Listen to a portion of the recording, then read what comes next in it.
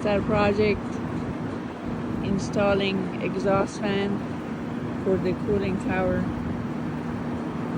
to make sure the moisture doesn't linger inside the building shaft. The cooling tower is in the basement and the exhaust is on the roof.